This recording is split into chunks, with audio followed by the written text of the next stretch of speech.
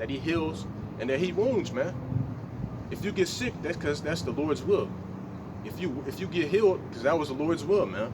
Right? And I put my full trust in the Lord, man. If I get sick, it is what it is. I put my trust in the Lord, man. All right? And it says 1,000 shall fall at thy side and 10,000 at thy right hand, but it shall not come nigh thee. Right? All these things are going to come upon the earth, man.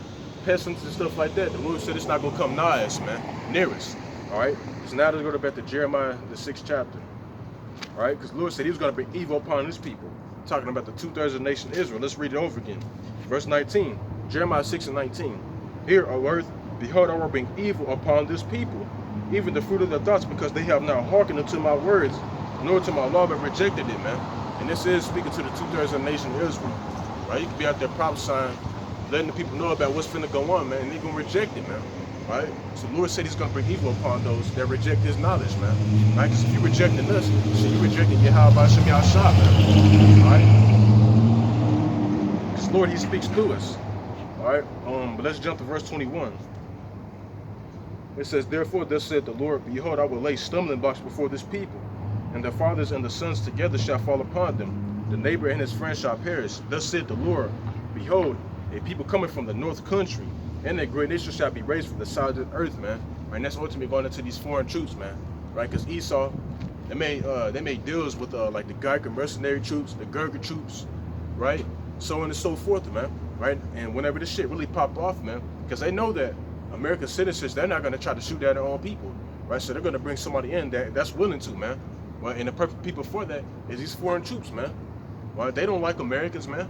So you could just imagine when they get down here, man, the shit that they're going to do, man. Those are those troops that are going to be raised from the sides of the earth, man. All right, verse 23.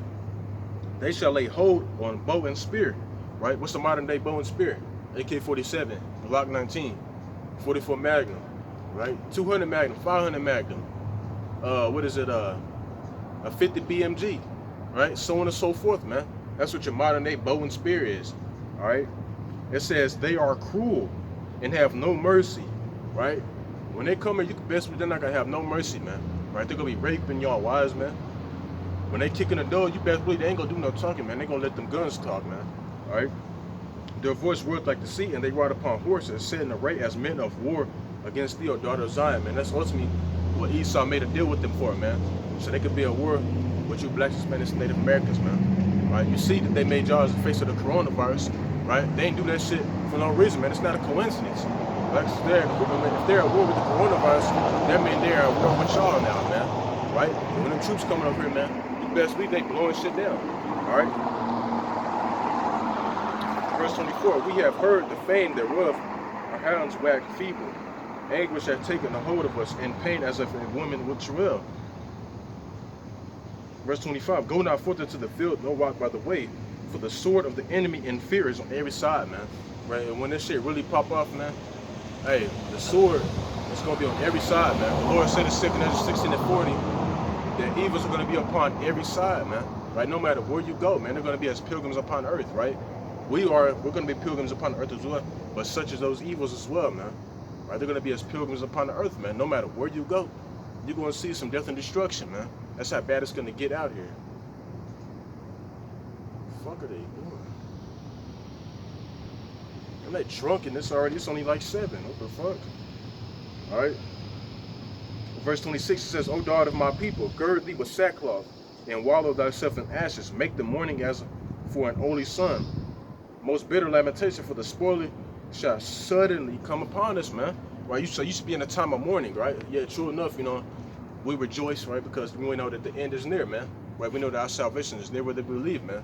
Right? But be in the time of mourning, though, man. Right? Verse 27, this says, I have set thee for a tower and a fortress among my people, that thou mayest know and try their way. They are all grievous revolters, walking with slanders. They are brass and iron. They are all corrupters, man. Right? And we look at the certain words, it's talking about Israel as a stiff-necked ass people, man. You can't tell the black, Hispanics, and Native Americans are nothing, man.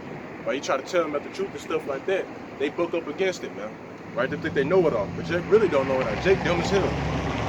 Verse 29. The bellows are burned, the lead is consumed with the fire, the founder melted in vain, for the wicked are not plucked away. Reprobate silver shall men call them, because the Lord hath rejected them, man. Right? And the 2/3 of the nation of Israel all reprobate silver, man. Right? And the Lord, ultimately, because he rejected them, man. Now, like I said, when you go to the book of Romans, the 8th chapter, the 29th and the 30th verse, the Lord said that the elect, the ones that are called, are predestined to be called, man. Right? There's nothing you can do to be a part of the elect, man, and to be calling, right? It has to be in you, man, not on you, if that's what you want to call it, man. The Lord has to call you, right? You can't call yourself.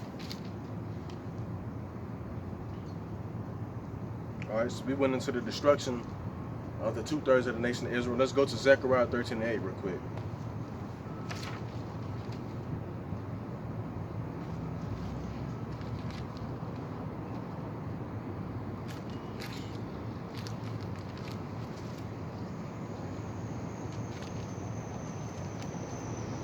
Zechariah 13:8.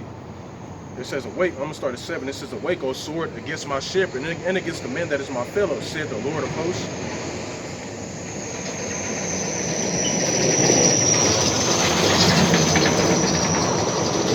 It says, smite the shepherd, and the sheep shall be scattered, and I will turn mine hand upon the little ones. And it shall come to pass that in all the land, said the Lord, right, in all the land, talking about America, 2 parts therein shall be cut off and die, but the third shall be left therein. Right? And the two parts is talking about the 2/3 of the nation of Israel, man. The Lord said that they shall be cut off and die, right? And ultimately, because that's what's already set up, man. Right? The Lord, the 2/3 of the nation of Israel, they're the ones that were yelling, crucify, crucify Yahushua, man. Right? And they said, let his blood be upon their generations, man. Right? So I still have to pay for that shit, man. All right? Verse 9. Right? And the third is talking about the 1/3 of the nation of Israel, right? The elected 144,000, right? And that 1/3 multitude. Verse 9, this says, and I will bring the third part through the fire. I will refine them as silver is refined, and will try them as gold is tried. They shall call on my name, and I will hear them. I will say, it is my people, and they shall say, the Lord is my power, man. Right? So the Lord, man, he said that we were going to put through that fire, man. Right? As gold is it's put in the fire of the furnace, man. Right? Because when you get gold, it has all types of different minerals around and stuff like that. So you got to put it in the furnace to burn it so you can purify it, man. Get that pure gold. That's how the Lord is going to do us in these last days. And ultimately, it's starting now, man. Right? When you first wake up to this wisdom, knowledge, and understanding, man, where you're already being tried, man. Satan's starting to fuck with you. Right? You're going through strange temptations and stuff like that. All right? But it's going to happen when Jacob's trouble fully pop up as well, man. That hour of temptation, right? When you're hungry, you ain't even ate in about 2 or 3 days, 4 days, man. Right? And he start offering you that chip. What you going to do, man? All right? We're going to be tried, all right?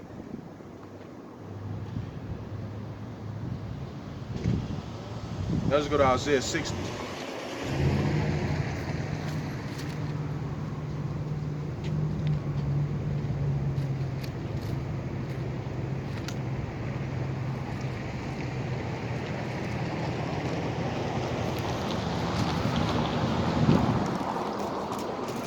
Isaiah 60, and I'm going to start at 1. It says, arise, shine, for the light is come, and the glory of the Lord is risen upon thee.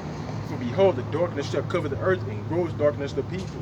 But the Lord shall rise upon thee, and his glory shall be seen upon thee, man. Right? Who's in gross darkness, man?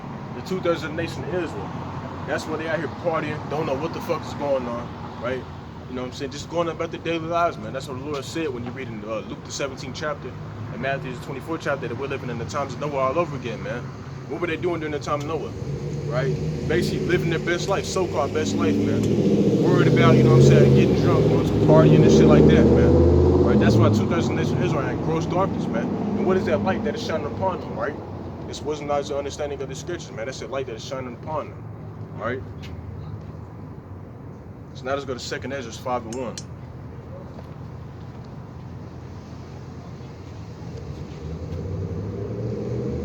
Simple as, got a fucking mask on while she in the car by herself, boy. People idiots, man. 2nd Ezra 5:1, it says, nevertheless, as concerning the tokens, behold, right, and if I'm not mistaken, the tokens are the prophecies, right, if I'm not mistaken. The day shall come that they which dwell upon the earth shall be taken in great number, and the way of truth shall be hidden, and the land shall be barren of faith, man, right? So this time that we're living in, man, the Lord said that there be many of them that are going to be taken in a great number, man. Well, when you go to the book of 2nd Ezra, the 9th chapter, which is, let's get into that real quick. 2nd Ezra, the 9th chapter.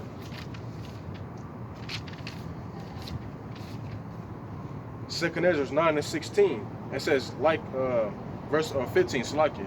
It says, I have said before, and now do speak, and will speak it also hereafter, that there be many more of them which perish than of them which be shall saved, man. Right? So you go to that Christian church, they tell you that everybody's going to be saved and stuff like that. But what did the Lord say? Right? There be many of them that perish than of them that be saved, man. Right? Here's an analogy right here. Verse 16, like as a wave is greater than a drop, right? A big ass wave, right? And a drop come out of that, man. A wave is way bigger than that. It says, and he answered me, saying, like as the field is, so is also the seed as the flowers be. Such as are the colors also. Such as the work of man is, such also is the work in the husbandman himself. So is his husbandry also. For it was a time of the world, right? So that's basically an analogy right there, man. Right? A big ass wave compared to a small drop that come out of the wave, man. That's how many are going to be destroyed and saved, man. All right? And this is all going to take place during the time of Jacob's trouble. All right? So now to go to 2 Ezra 16. All right? This will be my last scripture right here, man.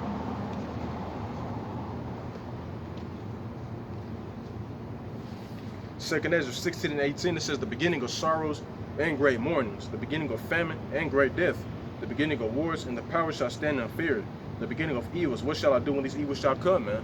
Right, so the Lord said that these are all the beginning of sorrows when we read in Matthew 24:8. All the shit you say happening, man, this is just the beginning, man. This is the tip of the iceberg. You got people thinking that shit is getting bad.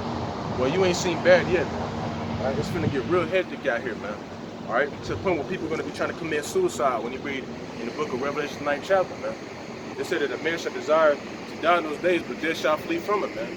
You got people literally trying to jump off buildings, big ass buildings like that, trying to kill themselves, blow their brains out, but they're not going to be able to, man. All right, death shall flee from it. It says, behold, famine and plague, tribulation and anguish are sent as scourges for a minute. But for all these things, they shall not turn from their wickedness, nor be always mindful of the scourges, right?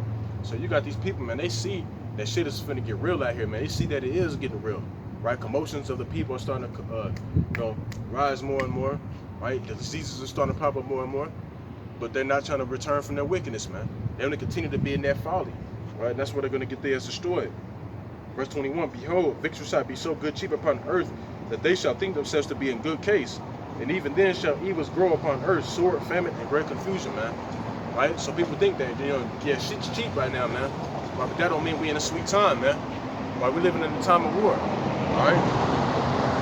The Lord said that.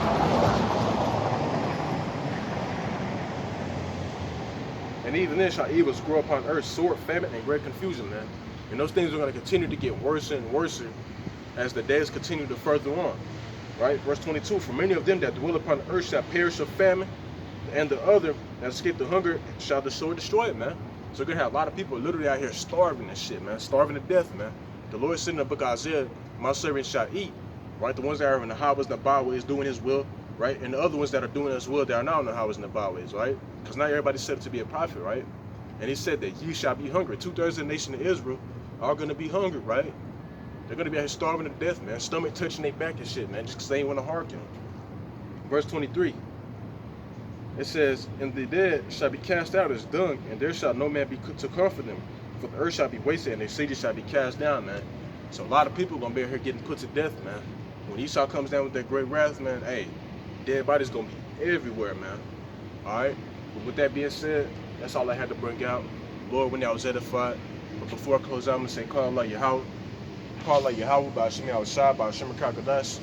Double honors to the elders and the apostles of the great millstone. Peace and blessings be to all the Akim that are pushing this word in truth and sincerity, man. Shalom and the Baba.